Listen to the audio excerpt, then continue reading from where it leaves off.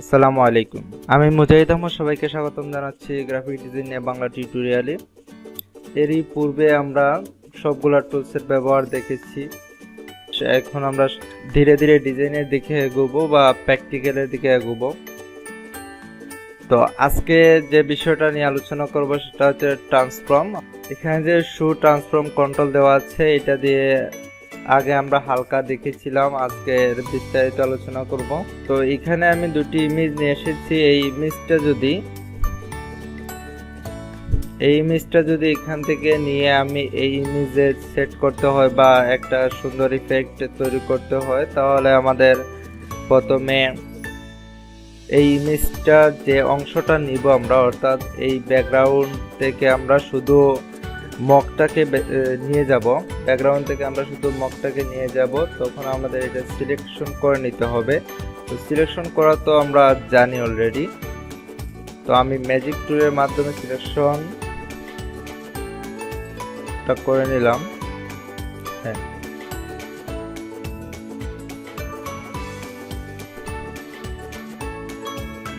তিনবার সিলেকশনটা উঠিয়ে নিলাম। এখন আমি এখান থেকে কপি, এই জায়গায় এনে পেস্ট। মকটা চলে আসছে উইদাউট ব্যাকগ্রাউন্ড। তো এখন আমি যদি শো ট্রান্সফর্মের কাজটা করি, আমি এখান থেকে শো ট্রান্সফর্মটা দিতে পারি, অথবা আমি কিবোর্ড থেকে কন্ট্রোল টি দিয়ে আমি শো ট্রান্সফর্মটা দিতে পারি।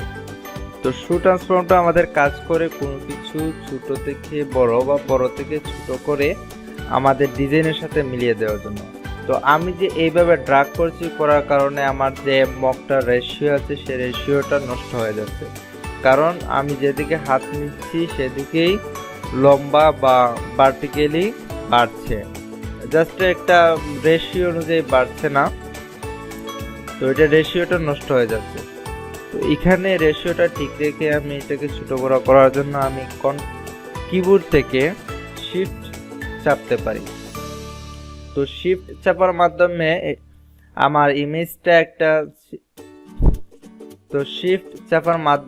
আমার অবজেক্টটা একটা নির্দিষ্ট কেন্দ্রবিন্দু ধরে রেশিও অনুযায়ী ছোট বড় হচ্ছে। তো এটাকে যদি আমি মিডিল বা অর্থাৎ মধ্য অংশটাকে কেন্দ্রবিন্দু করতে চাই, তাহলে আমি কিবোর্ড থেকে শিফট চাপা অবস্থায় আল্টা চাপতে পারি। তো আল্টা চাপার মাধ্যমে আমার অংশকে কেন্দ্রবিন্দু ধরে ছোট বড় হচ্ছে। তো এইভাবে আমরা ফ্রি ট্রান্সফর্মের মাধ্যমে ছোট বড় করতে পারি।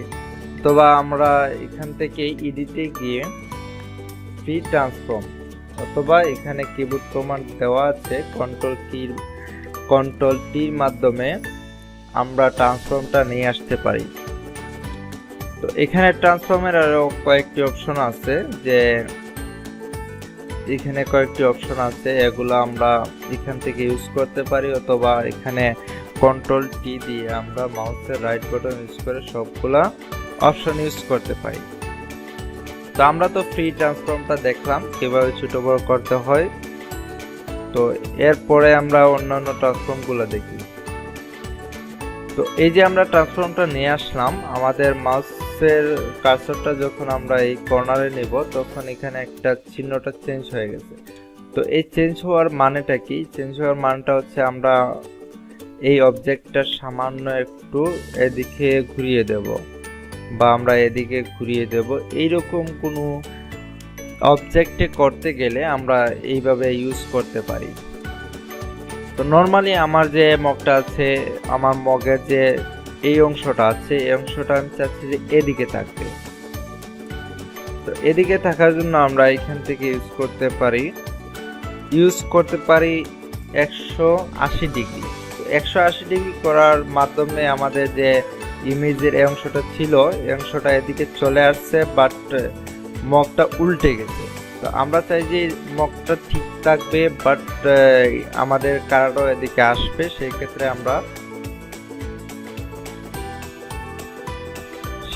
আমরা এই অপশনটা ইউজ করতে পারি, হরিজন্টাল, এই অপশনটা ইউজ করতে পারি। তো এই অপশনটা ইউজ করার মাধ্যমে আমাদের মগের যে উপরের অংশটা সেটা উপরেই রয়েছে, বাট আমাদের কাজটা হয়ে গেছে। তো আমি আবার জায়গায় নিয়ে যাই। তো ওইখান থেকে আমরা সেম জিনিসটা ভার্টিক্যালিও করতে পারি। আমাদের যে কালারটা এদিকেই থাকবে, কিন্তু উপরের অংশটা নিচে দিয়ে নিচের অংশটা উপরে চলে যাবে। আর এখানে যে 90 ডিগ্রি দেওয়া আছে, এই অপশনটা যদি আমি চাপি তাহলে সমানভাবে এদিকে চলে আসবে, আবার যদি চাপি তাহলে নিচে চলে আসবে, আবার এইটা যদি চাপি তাহলে উল্টা যাবে। আবার 180 ডিগ্রি তো আমরা দেখলাম সম্পূর্ণ উল্টা হয়ে যাবে। তো এগুলা সিম্পল অপশন। এটা যদি আমরা দেখি, এই অপশনটা যদি দেখি তাহলে এই অংশটা দেওয়ার পর আমাদের এইভাবে অপশনটা আসবে। তো আসার পর আমরা কোনো অংশকে এইভাবে, অর্থাৎ ক্যারিকেচার তৈরিতে আমরা এই অপশনটা ইউজ করতে পারি। দেখুন এইভাবে একটা কিছু হয়ে যাচ্ছে, এইভাবে একটা কিছু হয়ে যাচ্ছে। তো এইরকম কিছু যদি আমাদের করতে হয় তাহলে আমরা এই টুলটা ইউজ করতে পারি।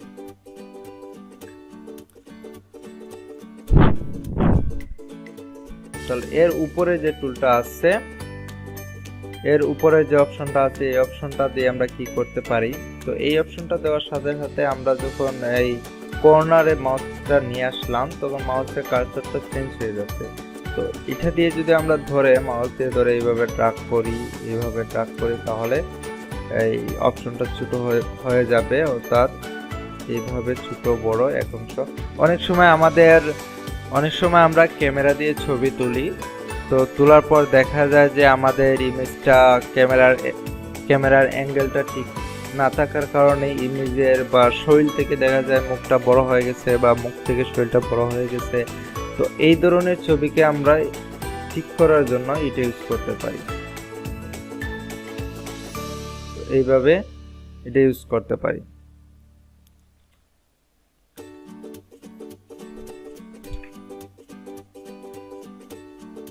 তো এর উপরে যেটা রয়েছে সেটা দিয়ে আমরা, এটার বৈশিষ্ট্য হচ্ছে আমাদের যে আমি যে কর্নারটা ধরবো শুধু সেই কর্নারটাই কাজ করবে, বাকি 3 কর্নারটা ফিক্সড থাকবে। অর্থাৎ আমি এই কর্নারটা নিয়ে কাজ করব, বাকি আমার 3টি কর্নার ফিক্সড থাকবে, শুধু এই কর্নারটাই আমি নাড়াতে পারবো।